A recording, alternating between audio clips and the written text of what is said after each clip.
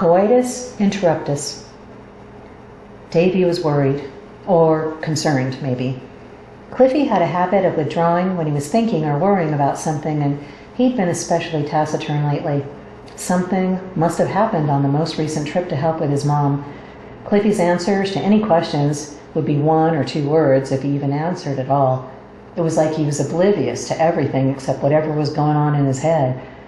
Davy looked across the table at his partner, and then at the bowl of cornflakes in front of him, the cereal soggy in milk. Cliffy?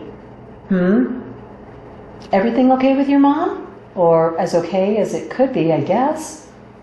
Silence. Davy looked up and saw Cliff give him an appraising look.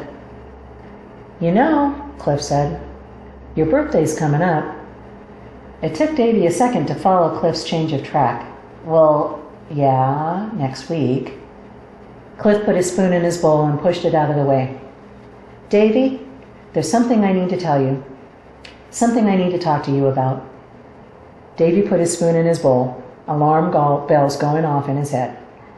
Well, that certainly sounds serious. Cliff smiled at his partner and scooted his chair around the table next to Davy's chair. Oh, it's serious, all right. And it's time I let you know. Davy swallowed hard and nodded, his eyes never leaving Cliff's face. Cliff took one of Davy's hands in his. My mom died, Davy. Oh my God, sweetheart. When did it happen? Was anyone with her? Did she pass peacefully? Oh, honey, you must just be so devastated. Come here, baby. Davy reached out to pull Cliff into a hug, but Cliff gently stopped him, taking both of Davy's hands in his. It's been a little while, a couple weeks, actually. Cliff felt Davy's hands tighten in his. Davy's entire body was stiffly upright now, leaning back and away from Cliff. Weeks? Weeks? I know. I should have told you right away, but there was all of the estate stuff. She didn't want a funeral, so we had her cremated. Each of us got some of the ashes, rather macabre, actually. I'm glad you didn't have to deal with that. You know my sisters. That's exactly why I should have been there. Davy was now past the point of hurt feelings.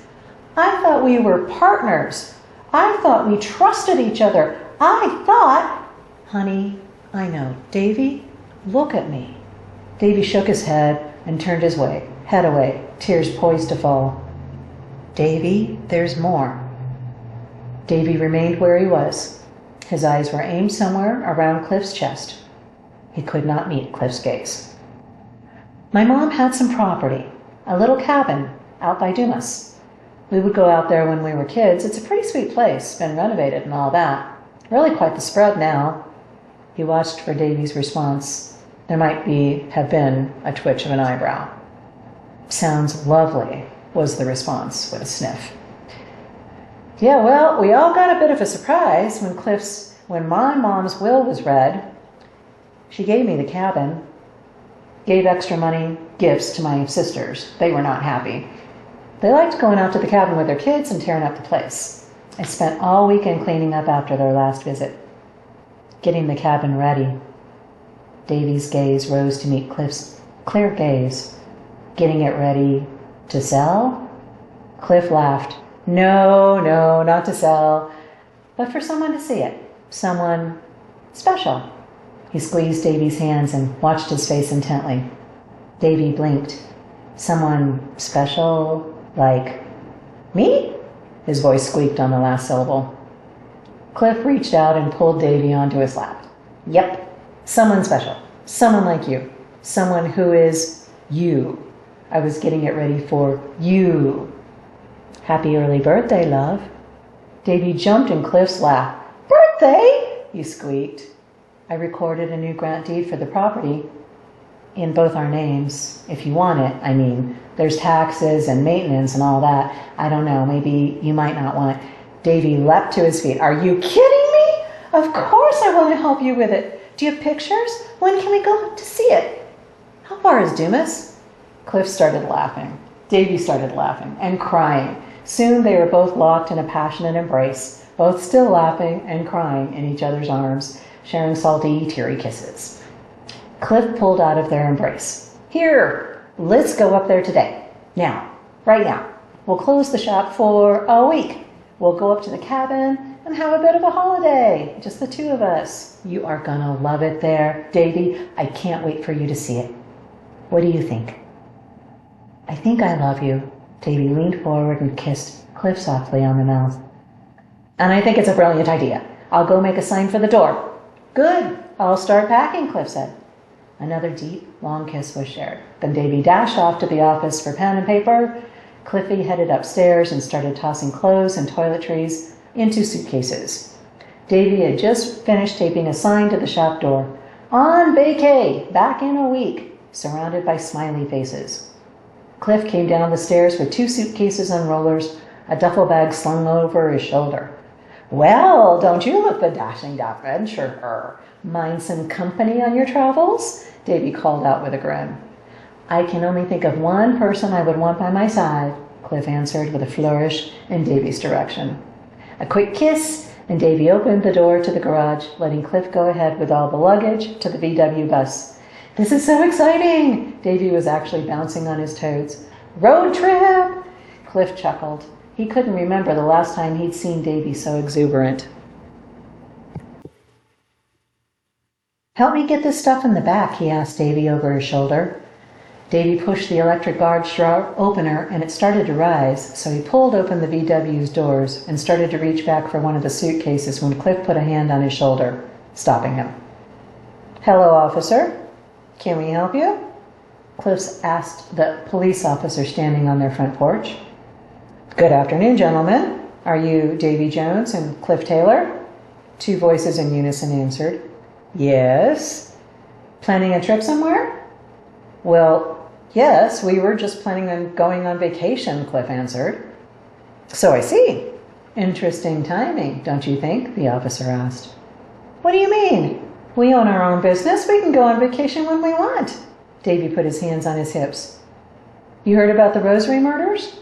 The question caught them off guard. Davy looked at Cliff, who could only shrug. Sure, Davy answered. Of course. Horrible. Nothing to do with us. Why? Heard about the tip line? People can call in about suspicious behavior, suspicious people, suspicious cars. I don't know. Maybe, again, nothing to do with us. We run our ship here. We stay in our own lane, mind our own business, if you'll pardon the pun. Cliff tried to not sound so irritated. Sure, of course you do. Doesn't everyone? Unless you have information that would help the investigation. The officer left the rest of the sentence hanging. What? 2 voices raised in indignation. We've had reports of a suspicious vehicle leaving the area where the bodies are being dumped. The area around the abandoned quarry. A red sports car. Convertible.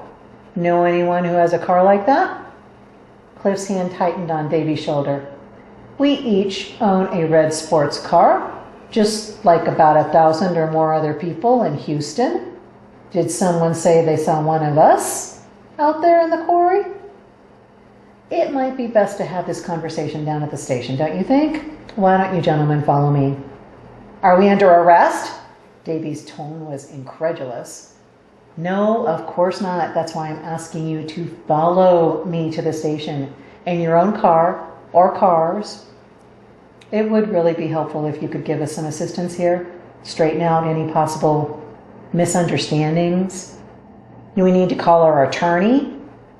That's up to you, of course. You're not being arrested. We'd just like you to come down to the station.